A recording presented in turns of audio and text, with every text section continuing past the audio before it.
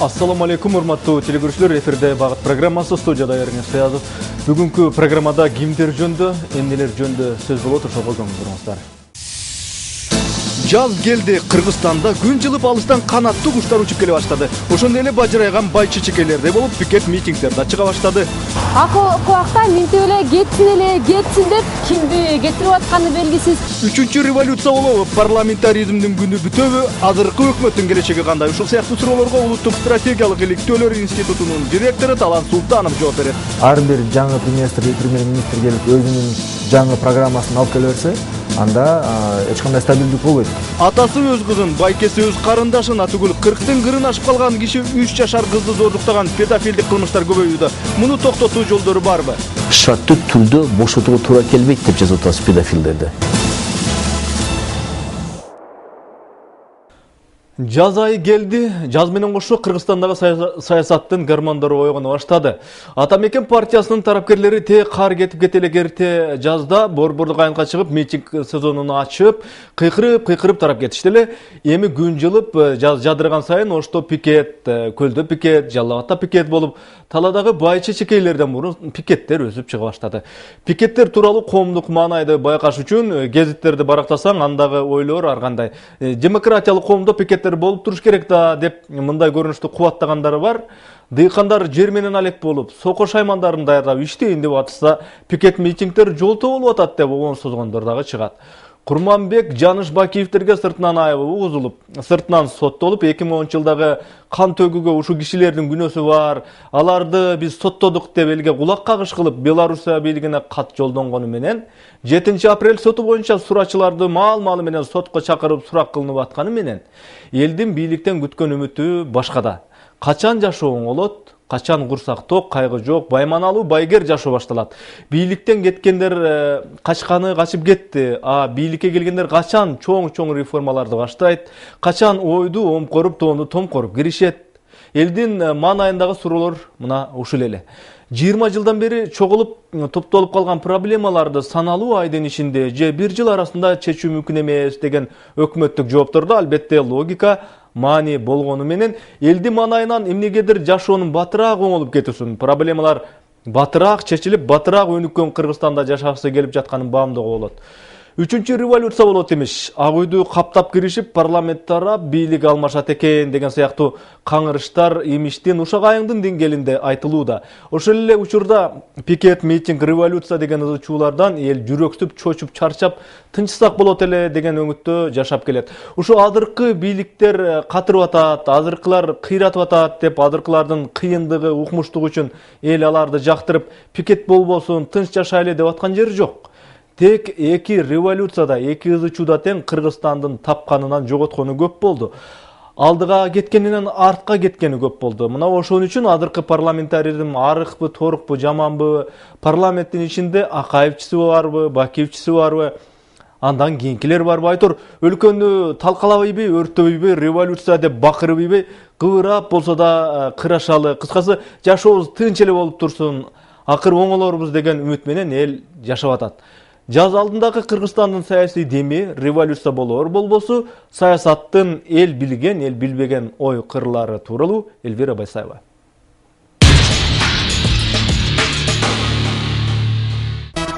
Кыш менен жаздын күрөшү, кыш карданып акыркы карларын жаадырып кеткиси келбей убара. Жаздагы кыш менен урушуп ага каршы болуп жаткан чак. Буга далил акыркы карларга карабай, карды жиреп күн издеген мына бул байчекелерди айтууга болот. Адатта жаз мезгили дегенде мына ушул байчечеке анан март майрамдары эске түшчү эле. Акыбакта минтип эле кетсин деп кимди кетирип атканы белгисиз, эмне талап коюп атканын билип билбей деле митинг пикетке чыккандардын мезгилине айланды жаз айлары.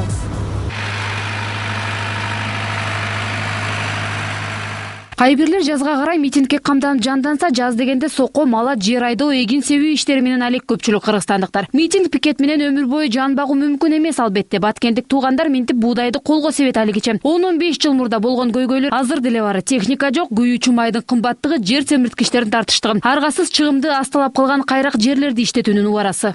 Азыр өзүм чачты ошо 3 гектар чачып атам. Эми Кудай кааласа быйыл жаганчыл болсо бул жерде Кудай кааласа ушул 50 центнерге чейин уже ана алуубузду болжолдоп туруп атам да. Эми бул албетте кайрактын эч кандай зыяны жок. Мында болбойт дегенде уже кашегин малга болот да. Митинг пикеттерин ордосу болгон Борбордук аянт Бишкектин көзгө басар жери Илишбек аганын иш орду. Үй бүлөсүн багуу үчүн каржы булаган. Ала Тоо аянтында 10 жылдан бери сүрөтчү болуп иштейт. Ушул жерде өткөн 2 инкылаптын тең күбөсү. Бул окуялардан кийин деле жашоосу укмуш оңолуп деле кетпептир. Революция дегендин баркы деле кетти, эл деле андан тажап бүттү деген пикирди карманат. Бул деле жеке эле мен эмес, элдин баары эле тажады. Колуктар иштебей эле пикет митинг деп коюп эле бул жерде чогултуп алып эле элдерди. Кээ бирөө акча берип коет экен, кээ бирөө боштугунан чыгат экен, бюджеттен алып келип атышат, иштейсиң иштебейсиң. Коммерсанттарды базардан алып келип атат, мындай болуп атат. Налогуңду жогойтуп берем мен болсом деп. Мун баары эле алдоо болуп атат. Андан кийин кайра такыр көрө албайсың, ал кишини телевизордон көрсөң көрдүң, көрбөсөң жок. Эки революция болду. Жок инкылап, ал инкылап эмес, төңкөрүш болчу деп ал окуяларды ар ким ар кандай талашып жүрөт учурда. Андан Кыргызстан пайда тапты, зыянга учурабай койгон жок. Пайдасы Акаевдин 14 жылдык патшалык саясатын, Бакиевдин кландык режимин кулатты. Парламенттик башкарууга өтүп, бийлик бир кишинин колунда эмес, саясий атаандаштык пайда болду. Зыяны Кыргызстандын дүйнө жүзүндө кадыр баркы түштү, экономикасы артка кетти. Демократиянын парламентаризм доорунда деле саясий абал олку солку болуп турганы өкүндүрөт. Жазга жанданып тарапташтарын топтоп бийликти алмаштырууга түгүл басып алууну көздөгөндөр. Ал ортодо кумтөрдүн чыры чечиле элек. Америкалык жүк ташуу борборун өлкөдөн чыгаруу боюнча маселе турат. Кытай Кыргызстан темир жолун куруунун долбоору, ири гэстерди салууга арналган келишимдер Кыргызстандын келечегине түздөн түз таасир этет. Өлкөдөгү туруксуз абал биринчи кезекте бул долбоорлорго терс канат таасирин тийгизет. Албетте азыркы биздин толкундоолор кайта ушул чоң ири проекттерди аткыргытат. Алардан пайдаланып, ошол проектлардын ээлери Кыргызстанга жаман акыбалдагы келишимге ынандырып кол коюп алышы мүмкүн. Ушундай ызычуудан пайдаланып, ызычуудан бардыгы пайдаланып да туурабы. Революция болгон сайын ушу Кыргызстанга чет элден канча шумпайлар келип атат. Канчалык экономикалык бизге зыян алып келе турган проекттерин өткөзүп кетип атат. Шайлоо болгон сайын ушундай болуп атат. Муну эми түшүнө турган деле кез келди. Коомдун каймагы деп аталып жүргөндөр, саясатчылар баягы эле түндүк түштүк болуп бөлүнүү, тигил ууруу менен бул ууруну кайраштыруу, жек жаатка бөлүү, жердешчилик, партиялаштардын көңүлү акыры жеке кызыкчылык деп отуруп, демократиянын негизи болгон парламенттик башкаруунун деле тамтыгы кетип бараткандай. Парламент негиздүү иш алып барганын ордуна биринин көзүн бири чукуп, ошол жерде мындайча айтканда парламенттик жыйын шоу айланып баратканы дагы жок эмес. Бирок аны дагы коомчулук баарыбыз колубузга алып парламентти иштетишибиз керек. Парламентти таратуу дегенге мен да каршы турамын. Себеп дегенде бул дагы бир туруксуздук абалга алып келет Кыргызстанды. Дагы бир стабилдүүлүк жолго жаңы эле кадам койгондо элдин ишенимичи дагы кайтат. Өкмөткө дагы, бийликке дагы, деги эле бирдик конституциялык түзүлүшкө дагы ишенич кайтканда анда бул өзү жаман нерсе. АКШда демократиянын белгиси катары мына бул эркиндик айкели эсептелет. Кыргызстанда АКШдан кем калбай эгемендикке ээ болору менен мындай эркиндик айкелин тургузуп алган. Эркиндик айкели дагы элдин кыжырын кайната баштады. Анын тушунда эки инкылап болуп Аскар Акаев, анын артынан Курманбек Бакиев качты. Эркиндик айкелин көп узабай Манас атанын эстелигине алмаштырышты. Манас атанын эстелиги, анын руху, духу элге күч, кубат берип турганы чындык. Бирок аны менен өлкөнүн экономикалык, социалдык абалы дагы деле жакшырбады. Буга жооп издегендер көп. Кай бири калктын жалкоолугу десе, башкалары саясий элита деген чөйрөнүн өкүлдөрүнүн аң сезими өзгөрбөгөндүгү дейишүүдө. Аткаруучу бийликтер алар өздөрү менен өздөрү алек болуп кийин мына элге мындай туура түшүндүргөн, калысыраак бир чечимге келген да болбой атпайбы? Ошол кезде кылмышкерлердин көбү жашынып жүрөт. Мурда жасаган кылмыштарын айта албай. Аны дагы мындай ачык элге көрсөтүп берели деген дагы болбой атат. Ошон үчүн бир топ элдердин ичинде бул ушундай кылса боло берет турбайбы деген бир ой калып атат. Ошонун өзү бул өзү жакшы нерсе эмес. Элде ишенич болуш керек. Тырышып көрөлү. Чыгат, сөзсүз чыгат деген бир ички ишеним болуш керек. Ошону дух дейт. ошол дух жок болуп атат бизде. Ошону ким берет? Мына интеллигенция бериш керек эле. Интеллигенция да ошого мындай жакшы бара албай атат. Адам укугу, сөз эркиндиги биринчи орунга коюлушу керек чыныгы демократияда. Тааныштык, туугандык, мартаба, бийлик эмес, мыйзам баарынан жогору турат. Кыргызстанда демократия каалаганын жасап, каалаганын сүйлөй берүү дегенди түшүндүрүп, анын чеги такталбай калганы кейиштүү. Япония өңдүү демократиялуу өлкөдө деле саясий партиялар, парламент бар, кадимкидей шайлоолор өтүп өкмөт куралат. Кыргызстандан айырма санда демократия принциптери башкарууда гана эмес, коомчулуктун жашоо турмушунда, жүрүм-турумунда калыптанып калган. Япон демократиясы жалпыга белгилүү эрежелер менен эмес, өзүнүн каадасын, философиясын, үрп-адатын камтып, маданиятына жат нерселерди алып салуу менен өзүнчө модель катары түзүлгөн. Мында карап көргөндө коомчулукта дагы ошол демократиянын модели иштейт. Ошо коомчулукта дагы ошо бири-бирине болгон мамилеси, коомчулуктун өнүгүүсү жана коомчулуктун ичиндеги принциптер дагы ошо демократиянын кандайдыр бир моделин алышкан, бирок эң негизгиси эгерде ошонун формасы демократия модели болсо, бирок анын ичиндеги курамы бул өздөрүнүн Жапон элинин философиясы. Япондор деле айрым учурда митинг пикетке чыгышат, бирок мыйзам бузууга барышпайт, дейт Темир мырза. Коомдун турмушуна терс таасирин берчү чечимдер чыгарылса, жарандар пикирин билдирүүгө укуктуу. Бир гана сын пикир айтып, жол тосуп, башкаларга өлкөгө залал келтирүү менен эмес, туура эмес чечимдин зыянын ал боюнча өз сунуштарын билдирүү аркылуу. Бүгүн Кыргызстанда биз ушул демократиянын кандайдыр бир чегин тактай албай калдык. Албетте, кандай гана демократия болбосун, кандай гана модель болбосун, ар бир моделдин, ошо демократиялык моделдин кандайдыр бир чеги болуш керек. Биз ошол чекти тактай албай калдык дагы, ошо кандайдыр бир жалпыга белгилүү баягы демократиянын элементтерин ушу Кыргызстанга алып келип, ошону толук кандуу иштеткенге аракет кылып атабыз да. Бирок ал канчалык деңгээлде биринчиден биздин шартыбызга баягы төп келет. Экинчиден биздин экономикалык шартыбызга кандай төп келет. Үчүнчүдөн биздин коопсуздугубузга кандай төп келет. Бул боюнча дагы мындай бир топ анализдеп жана ушул үч баягы суроонун негизинде биз өзүбүздүн кыргыз демократиясынын моделин иштеп чыгышыбыз керек.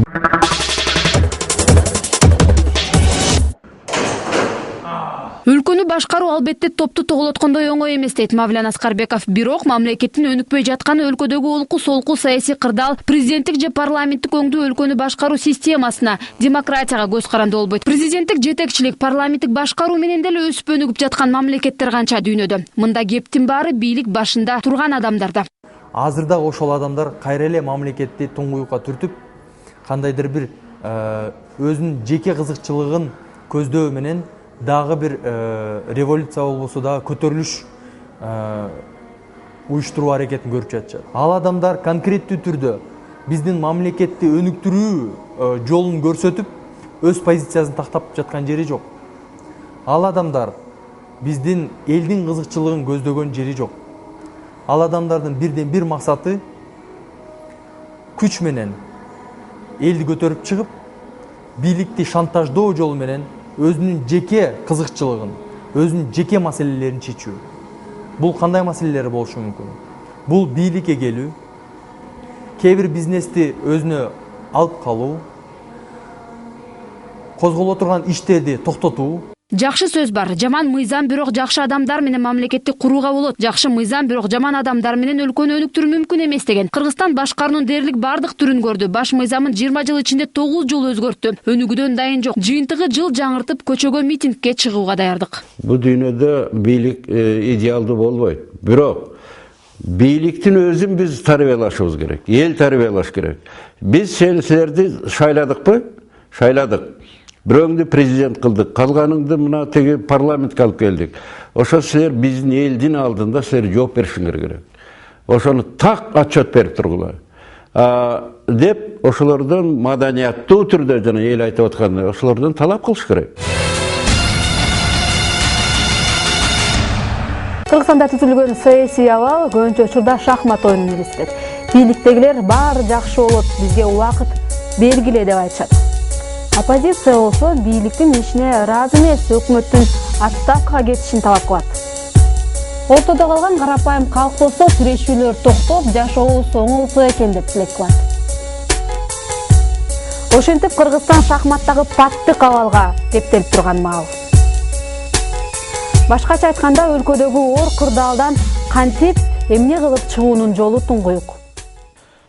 Парламентарийин заманы келгени парламенттеги партиялар өкмөттүк орундарды, министрликтер менен облустук, райондук бийликтерди атүгүл айыл өкмөттөрүнө чейин бул сеники, бул меники дешип өз ара бөлүшүп алышкандан бери айдары Максими жанышы жок кең заманда, тең заманда жашап калдык. Өлкө тагдырын эми парламенттеги 5 партия чечип, быкыйдын баары билинип калчу ачык айкын система түзүп алдык деген менен парламенттик системанын дагы кыргызчалаштырып алган осол жактары кээде одурайып көрүнө калууда. Билими барбы жокпу, деңгээли жетеби жетпейби, интеллигентпи, шопурбу, бу кызмат биздин партиянын энчиси, ошон үчүн биздин партиянын баласын кое салалы деген чалагайым кадр саясатынын айынан жалпы эле кыргыз саясаты аксап келатканы айтылууда. Кыргызстан албетте демократиясы күчтүү өнүккөн Америка болуп кеткен жери жок. Бирок Борбор Азия же болбосо СНГ өлкөлөрүнүн арасынан саясий атаандаштык, плюрализм жагынан кыйла астыга жылганы белгиленип келет. Оппозиция деген түшүнүккө келгенде, бул маселеде бийлик тараптан дагы, оппозиция тараптан дагы бир сыйра жакшылап ойлонуп иштеп чыгууга тийиш болгон көп маселелер бар дешет саясий сирипчилер. Жогорку кызматка жетүү үчүн акчалуу майлуу тармактарды ээлеп алуу үчүн эл көзүнчө бийликке оппонент болмуш болуп кыйкырып, максат ишке ашканда унчукпай калуу оппозициянын вазифасы болбошу керек дешет адистер. Ошондуктан кыргыз саясатында конструктивдүү оппозициянын жоктугу Акаев, Бакиев дорунда дагы, саяга азыркы доордо дагы чоң маселелерден бойдон калып келатканы чындык. Саясий өңүттөгү теманы уланта беребиз. Бул багытта маектешели деп студияга Кыргыз Республикасынын Улуттук стратегиялык иликтөөлөр институтунун директору Талант Султановду чакырганбыз. Маекке көңүл буруңуздар.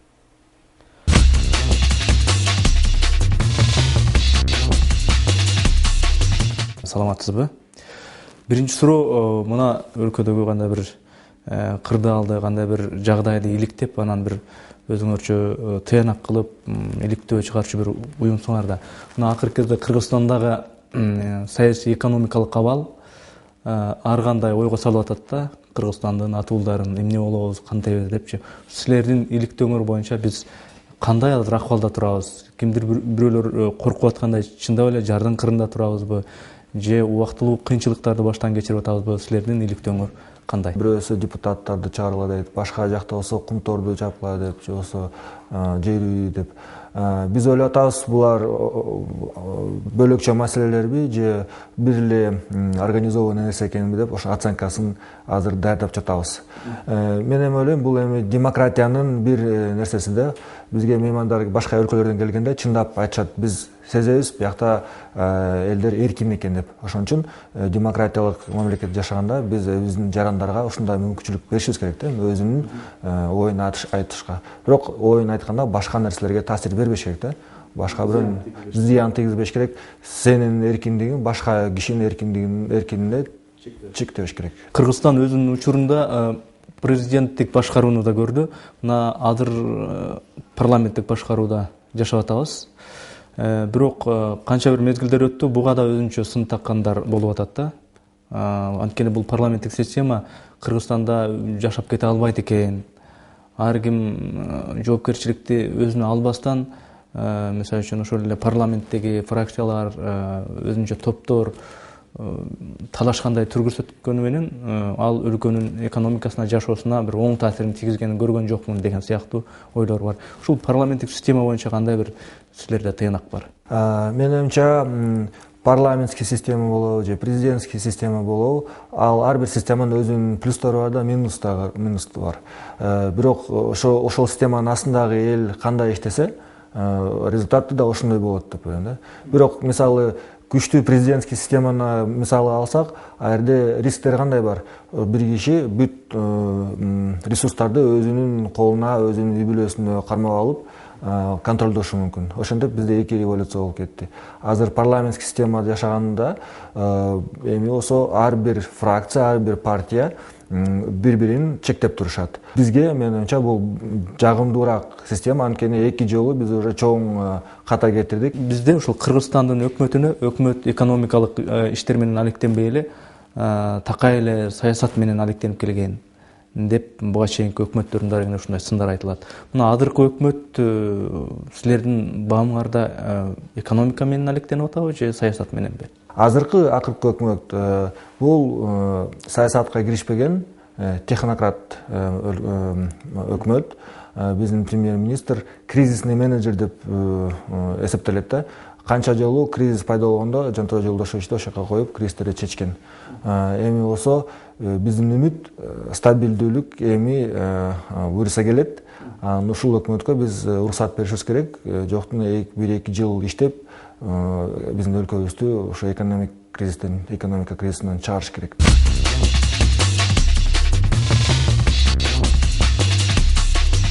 Ушул өкмөттүн кээ бирки оппоненттер айтып атат да, бул өкмөттүн деги бир программасы жок. Мондой жолдор барабыз деген, жолдор менен барабыз деген программасы жок. Анан кайсы кантип иштемек эле деп ушундай сын айтып атат да. Ушул багытта азыркы өкмөткө кандайча баа берет элеңиз? Же бул өкмөт деле бир убактылуу бир техникалык өкмөт бойдон калып кала береби дегендей суроо. Эми бул критиканы мен болсо кичине четке калып какканга аракет кылайын. Эмне себептен? Азыр бизде туруктуу өнүгүү стратегиясы кабыл алынган 2013-2017 жылга чейин. Бул стратегия бир эле бутак эмес, өкмөт, президенттин аппараты, жогорку кеңеш бүтү катышып бир стратегияны изилдеп кабыл алып, эми бардык бутактар ушул стратегия менен иштеш керек да.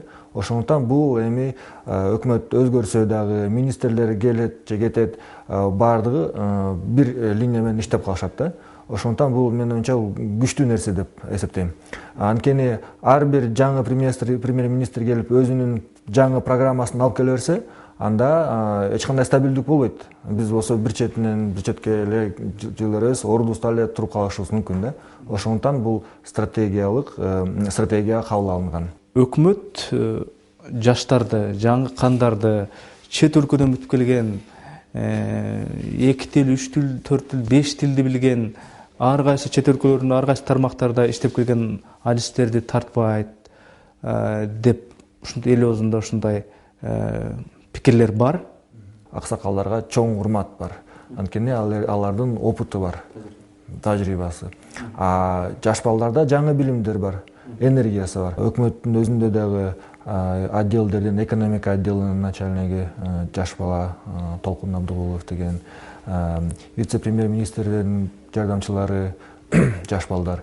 Мисалы болсо Чыңгыз Шамшиев Франциядан докторантураны бүтүрүп келди. Толкун болсо АКШдан магистратураны бүтүрүп келди. Дагы башкалар Жапондон окуп келишти.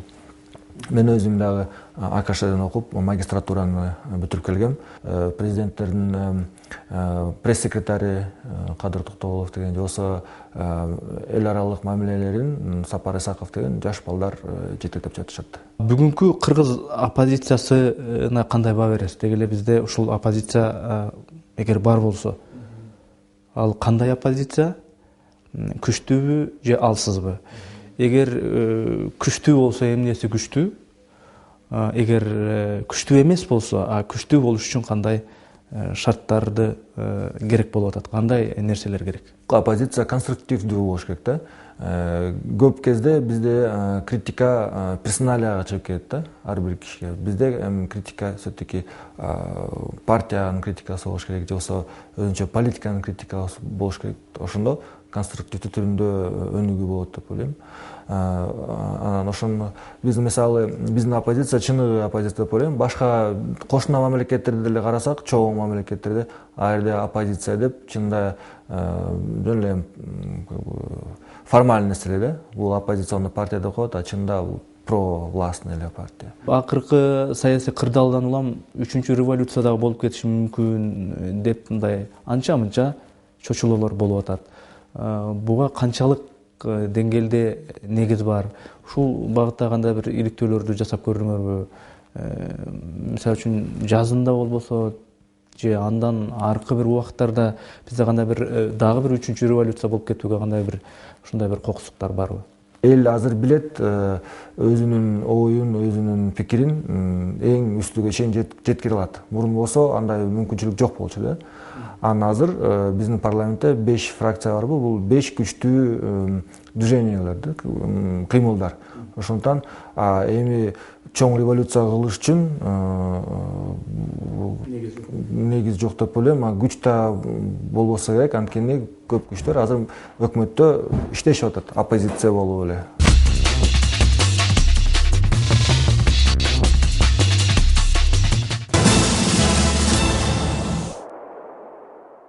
Сіздер Багыт программасын көрүп жатасыздар, программабызды улантабыз. Атасы кызын зордуктап коюптур. Байкесе карындашын көп айлар бою коркутуп зордуктап жүрүптүр. Мугалим сутенерге айланып, окуучу кыздарды тымызын сойкулакка түртүп жүрүптүр. Мына ушул сыяктуу акылга сыйгыс кылмыштын түрлөрү көбөйүп баратканын укканда, чынында эле акыр заман жакындап калганбы деп тобо келтиресиң. Акыркы жылдары Кыргызстанда педофилдердин өтө активдешип кеткени байкалууда. Кыз же бала экенине карабай, көчөдөн, таладан же үйүнүн жанынан момпосуй берем, паркка алып барам деген сыяктуу азгырман сөздөрдү айтып, алдап алып кетип, моокумун кандырган көрүнүштөр ошентип эле тим болбостон кип кичинекей сүтү оозунан кете элек жаш балдарды, кыздарды зордуктап, болгон соң өлтүрүп, жанчып, жерге корумдап же сууга ыргытып ийген көрүнүштөр кылмыш хроникасынын кадыресе фактыларына айланып баратканы ары коркунучтуу, ары таң калыштуу дешет бул тармакта иликтөө жүргүзүп жүргөн адискөйлөр. Башкасыгы башка былтыр август айларында короодо ойноп жүргөн 3 жашар кызы жоголуп кетип, анан ошол эле күнү милициялар аркылуу табылып, көйнөктөрү кан болуп зордукталган 3 жашар кызга кол салган педофил эркек кармалганда Бишкек тургундары бир сыйра аң-таң болгон.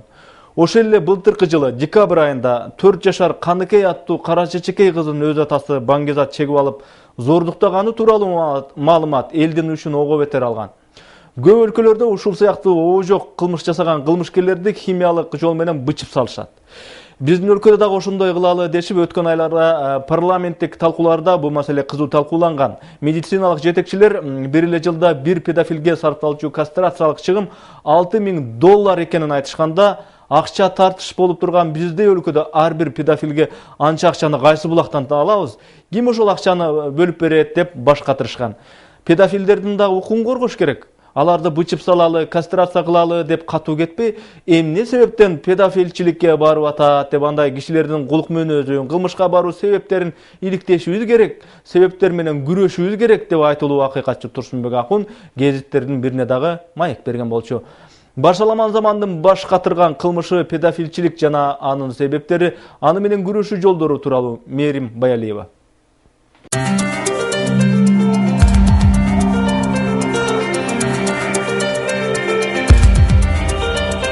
Таң атпай туруп балдардын курсагын тойгузуп бала бакчага жөнөтүү Бишкек шаарынын тургуну Меримдин күнүмдүк жумуштарынын бири. 4 жашар уулу жана туугандарынын балдары дагы чогуу жашагандыктан толук жоопкерчиликтин баары менин мойнумда дейт ал. Бирок Меримди түйшөлткөн бир маселе бар. Ал бүгүнкү күндөгү кичинекей балдарды уурдап кетүү жана аларга карата көрсөтүлгөн зордук зомбулук. Барганда да ушул тарбиячыларына айтып турам, жакшылап караңыздар, тентек болгондуктан жака чыгып кетет деп корком, басып кетет деп аябай кобузданып турабыз да.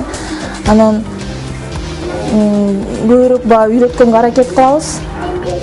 Тааныбаган кишилер менен сүйлөшпө, чакырса барба.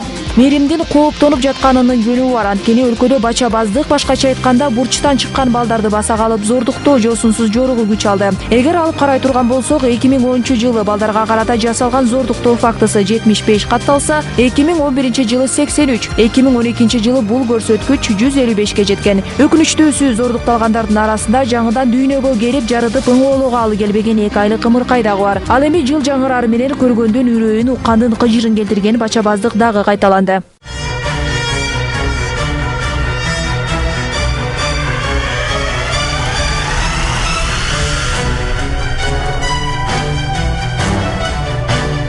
Үстүбүздөгү жылдын 29-январы бул күнү кичинекей Элиза сумкасын азынып алып мектепти көздөй жөнөгөн. Жолдо кетип бара жаткан жеринен окуучунун жанына бир машина келип токтоп, "Жүр, мен сени мектепке чейин жеткизип коем" деп айтат. Эч жаман ою жок өспүрүм унага отурары менен айдоочу кызды белгисиз жака алып барып зордуктап кеткен.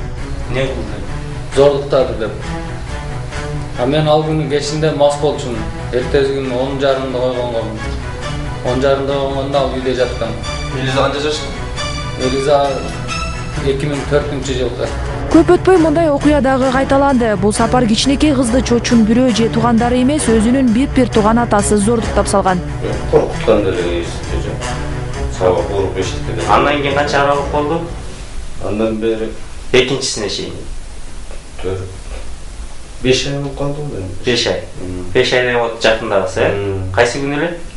Буга окшогон окуялар абдан эле көп айта берсе, бирок зордукка кабылган балдары тууралуу күч түзүмдөрүнө арыз менен кайрылгандар аз. Көпчүлүк учурда ата-энелер уят болуп калабыз, эч кимге айтпай эле коелу, укпасын көрбөсүн деп жаап жашырып коюшат. Бирок анын баары зордукка кабылган баланын кийинки жашоо турмушта терс таасирин тийгизип, оорукчан да болуп калат дешет адистер. Ребенок, перенесший насилие. Зордукка кабылган балдардын психикасын кайра ордуна келтирүү абдан оор иш. Алардын чоңдордой тажрыйбасы жок да, алар эмне болгонун түшүндүрүп бере алышпайт. Кыжаалат болуп ыйлап агрессивдүү алып жүрүшөт өздөрүн. Ошондой учурда биз психиатрлар өспүрүмдөр менен атайын оюн түрүндө сурак кылып дарылоого аракет жасайбыз. Ал ар кандай оюнчуктардын сүрөттөрдүн жардамы менен ишке ашат. Бирок өкүнүчтүүсү балдардын эс тутуму күчтүү болгондуктан мындай окуяларды көпкө унутушпайт.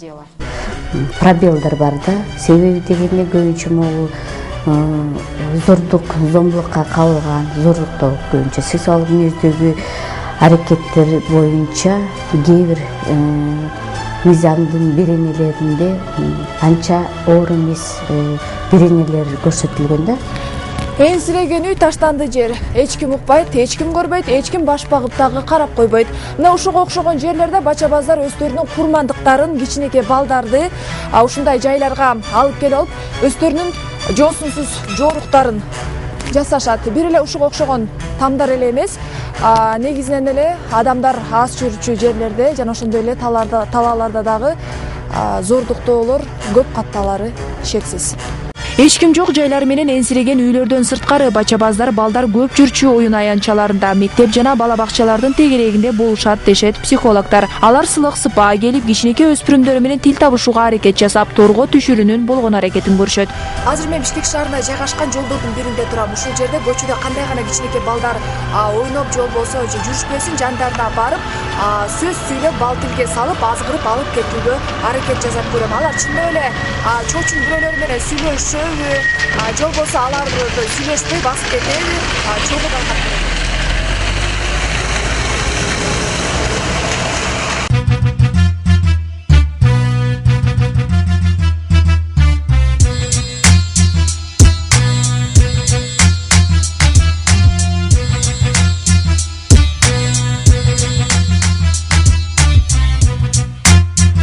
Ата-эненин чырылдап бейтаныш адамдар менен сүйлөшпө дегенине карабай, кичинекей өспүрүмдөр бир момпо суйга алданып, чочун бирөөнү ээрчип кеткени мисал иретинде көрсөтүлдү. Эгер биздин чыгармачыл топтун ордуна чындап эле бача-баз болсо дагы эки өспүрүм зордукка кабылат беле деген ой кетет экен. Бирок педофилдер өз курмандыктарын көчөдөн эле эмес, интернет түйүндөрү аркылуу да издешет.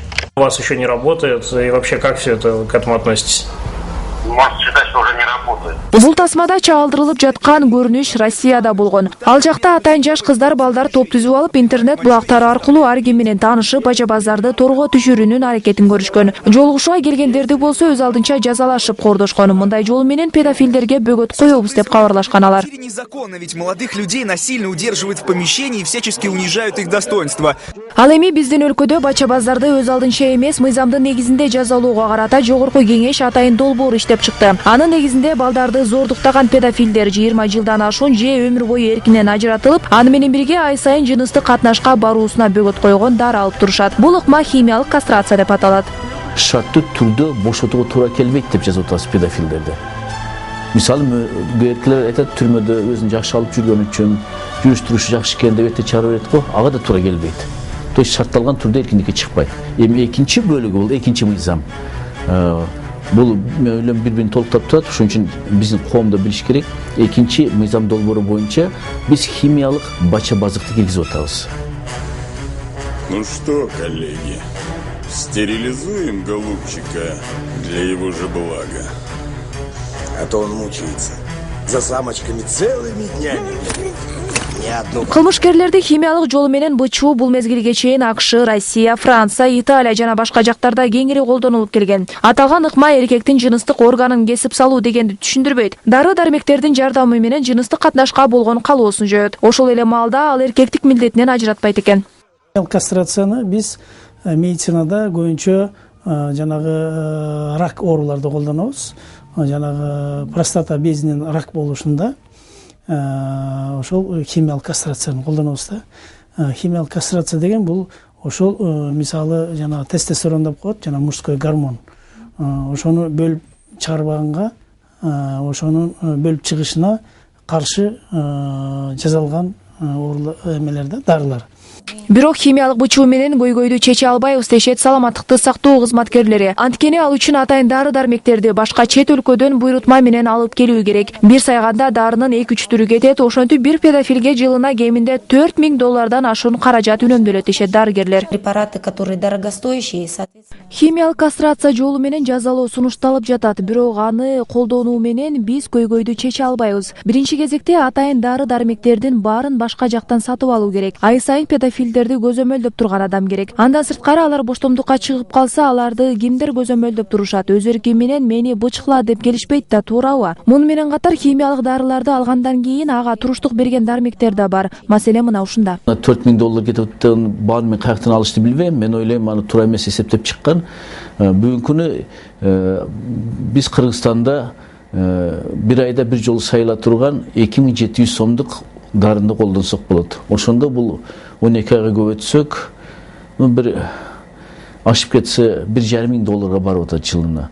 Но мамлекет андай иш кадамдарга барыш керек. Бачабаздарды химиялык жол менен бычуу тууралуу мыйзам азырынча жогорку кеңештин биринчи отурумунда колдоого алынды. Алдыда дагы 3 окуу бар. Эгер бул мыйзам долбоору кабыл алынып калса, педофилияга кайсы бир деңгээлде бөгөт коюлат дешет адистер. Эскерте кетсек, бачабаздардын мекени жана окуя көп катталган өлкө катары Африка саналат. Мындан сырткары ал жакта бул ишке баргандарга химиялык эмес, хирургиялык жол менен бычып салуу ыкмасы колдонулат. Бул кылмышкерлердин жыныстык органын толугу менен кесип салуу деген түшүндүрөт.